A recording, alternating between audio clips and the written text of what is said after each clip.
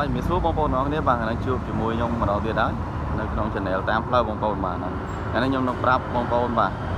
ពីរបៀបទៅដាក់ CV នៅខាងក្រុមហ៊ុនញ៉ាំ24បងប្អូនហ្នឹងនេះសម្រាប់បងប្អូនថ្មីណាហ្នឹងហើយ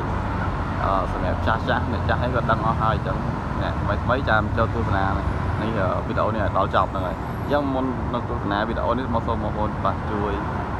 ចុច subscribe channel តាមផ្លូវខ្ញុំម្នាក់មួយផងនៅពេញដាក់សញ្ញាកណ្ដឹងបាទបើសិនជាពេញចិត្តនឹងវីដេអូរបស់ខ្ញុំកុំភ្លេចជួយ like ជួយ share វីដេអូរបស់ខ្ញុំម្នាក់មួយផងបងប្អូនដើម្បីជាកម្លាំងចិត្តខ្ញុំខំធ្វើវីដេអូចាស់ជូនបងប្អូនចឹងណាបងប្អូនហ្នឹងទៅសម្រាប់ក្នុងការយើងទៅដាក់CV នៅខាងក្រុមហ៊ុនញ៉ាំ24ហ្នឹងវាអត់មានអីច្រើនទេបងប្អូនហ្នឹងហើយយើងនឹងស្រាប់ហើយថា CV ត្រូវមានអីខ្លះអញ្ចឹង CV ដែលត្រូវដាក់យើងត្រូវបំពេញមកបងប្អូនយើងឲ្យគេធ្វើ CV ឲ្យមកប្រាប់ថាកន្លែងគេថតរូបថតអីធ្វើ CV ឲ្យយើងមកគេរៀបចំតាមហ្នឹងហើយអញ្ចឹង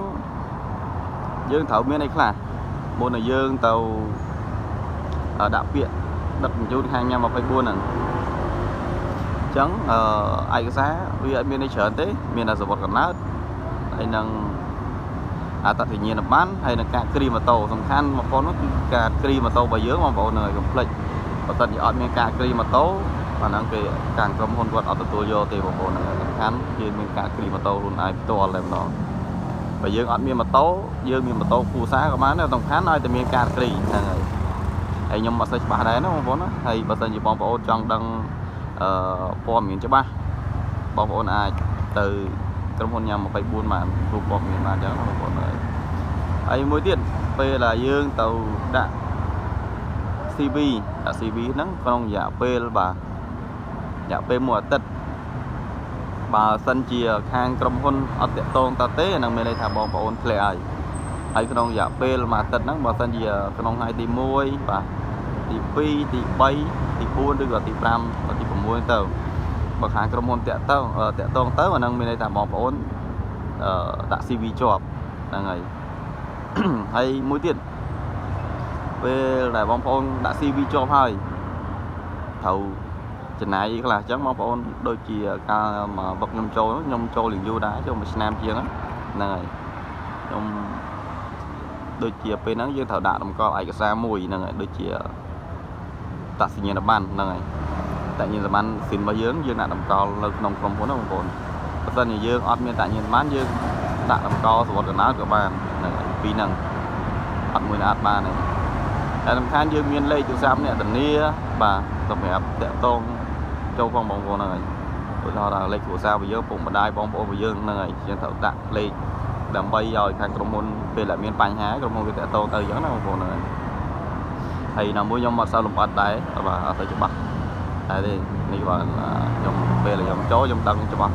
ខ្លះទីតិចទៅខ្ញុំចេះតែប្រាប់បងប្អូនទៅហ្នឹងហើយណាមួយយើងទៅរៀនធ្វើវីដេអូយើងនិយាយខុសនិយាយត្រូវហ្នឹងអត់ទៅពេញលក្ខណៈទេហ្នឹងហើយអត់ដូចគេដែរជំនាញធ្វើវីដេអូទេគឺគាត់ខ្ញុំប្រាប់បងប្អូនត្រួសឲ្យបានដឹងអញ្ចឹងណាហ្នឹងហើយមួយទៀតហ្នឹងហើយពេលដែលយើងបាទដាក់ CV ជាប់អញ្ចឹងក្រុមហ៊ុនត្រូវតម្រូវឲ្យយើងមាន$25បង់ឲ្យក្រុមហ៊ុនហ្នឹងហើយដើម្បីយើងបានត្រឡប់មកវិញបានធុងបាទធុងមួយហើយនឹងអាវនេះអាវសម្រាប់ពាក់រាល់ថ្ងៃហ្នឹងហើយទាំងបានអាវនឹង2បងប្អូនហ្នឹងហើយអាវ2និងធុងសម្រាប់ដឹកមួយអញ្ចឹងគោលការណ៍ក្រុមហ៊ុនដូចជាអត់មានអីច្រើនប៉ុន្មានទេហើយពេលដែលបងប្អូនដែលដាក់ CV ជាប់ហ្នឹងគេហៅទៅ train ទេបងប្អូនហ្នឹងហើយគេកណាត់គេណាត់ថ្ងៃយើងទៅត្រូវទៅ train ហ្នឹងយើងរៀនហ្នឹងវាមិនយូរប្រហែលប្រហែលជា1ម៉ោងជាង2ម៉ោងហ្នឹងហើយរាល់ហើយអញ្ចឹងយើងអាចចេញដឹកបានហើយមុននឹងយើងចេញដឹកយើងត្រូវមានលុយបាទលុយ$20នៅជាប់ខ្លួនរហូតដើម្បីអីដើម្បីសម្រាប់យើងបង់លុយកន្លែងមកហូបហាងអញ្ចឹងណាបងប្អូនហើយវាហោហាងខ្លះវាត្រូវបង់10ឬក៏20ត្រូវបង់តាមហ្នឹងឧទាហរណ៍បើសិនជាមកហូបហ្នឹងវាលើសពី$20យើងអាចស្នើទៅក្រុមហ៊ុនបានអញ្ចឹងលុយជាប់ខ្លួនរបស់យើងគឺ$20ថេ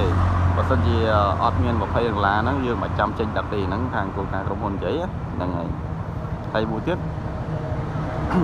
ច្បាប់ក្រុមហ៊ុនយើងត្រូវបាទយើងមុននឹងចេញដឹកយើងត្រូវមានឯកសណ្ឋានពាក់តែត្រូវហាមពាក់អាវក្រៅពីលើហ្នឹងហើយ ហើយស្បែកជើងសោកនិងស្បែកជើងបាតាហ្នឹងហើយបងប្អូនស្បែកជើងបាតាផ្លិច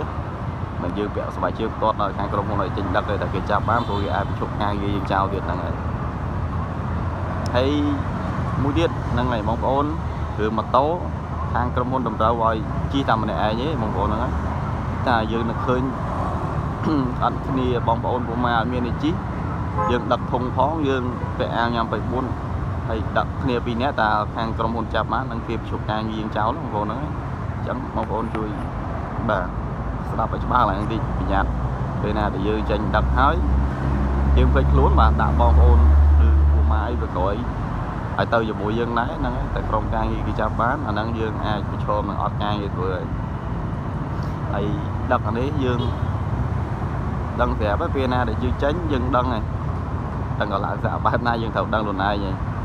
ហើយមួយទៀតមុននឹងបងប្អូនមកខ្ញុំភ្លេចនិយាយប្រាប់មុនពេលបងប្អូនទៅធ្វើដាក់ពាក្យញ៉ាំ24ហ្នឹងយើងត្រូវយើងដឹងថាយើងចូលថ្ងៃណាយើងសម្រាប់ថ្ងៃណាអញ្ចឹងឧទាហរណ៍ឥឡូវខ្ញុំនិយាយថាបងប្អូនចង់ចូលម៉ោង7ព្រឹកដល់ម៉ោង8យប់ពី7ព្រឹកដល់ម៉ោង8យប់ហ្នឹងយើងថ្ងៃពេលគេសួរយើងដាក់ប៉ុន្មានក៏បានដែរហើយសម្រាប់ខ្ញុំដាក់ពីម៉ោង7ព្រឹកដល់ម៉ោង8យប់ហើយពីថ្ងៃច័ន្ទដល់ថ្ងៃអាទិត្យនិយាយទៅខ្ញុំអត់មានពេលសម្រាប់ទេអញ្ចឹងខ្ញុំមួយខែគឺខ្ញុំធ្វើការរហូតអត់សម្រាប់ទេហ្នឹងហើយបើតែខ្ញុំសម្រាប់ខ្ញុំអាចដាក់ច្បាប់បានអញ្ចឹងក្នុងមួយខែមានពេលសម្រាប់3ថ្ងៃបើតែយើងអត់ដាក់ច្បាប់ទេមានបញ្ហាអីគេអាចនឹងបិទអេពីចោលតែប៉ុណ្្នឹងទេហើយមួយទៀតបើតែបងប្អូនបាទឧទាហរណ៍ថាបងប្អូនមានការងារធ្វើក្រៅអញ្ចឹងបងប្អូនចង់ដឹកតែពីថ្ងៃច័ន្ទដល់ថ្ងៃសុក្រអញ្ចឹងបងប្អូនប្រាប់គេទៅថាខ្ញុំរត់ពីថ្ងៃច័ន្ទដល់ថ្ងៃសុក្រហ្នឹងហើយពីម៉ោង8ឬម៉ោង9ទៅយើងឥឡូវយើងថាយើងរត់ម៉ោង8ព្រឹកដល់ម៉ោង8យប់ឬក៏ពីម៉ោង8ព្រឹកដល់ម៉ោង4 5ល្ងាចអញ្ចឹងណាហ្នឹងលើអាស្រ័យបងប្អូនអញ្ចឹងវីដេអូហ្នឹងគឺខ្ញុំមានតែប៉ុណ្្នឹងឯងហ្នឹងហើយសំខាន់បងប្អូនកុំភ្លេចប៉ះជួយ Subscribe channel ខ្ញុំម្នាក់មួយផងបងប្អូនហើយដើម្បីជាការលើកទឹកចិត្តដល់ខ្ញុំផងហ្នឹងហើយ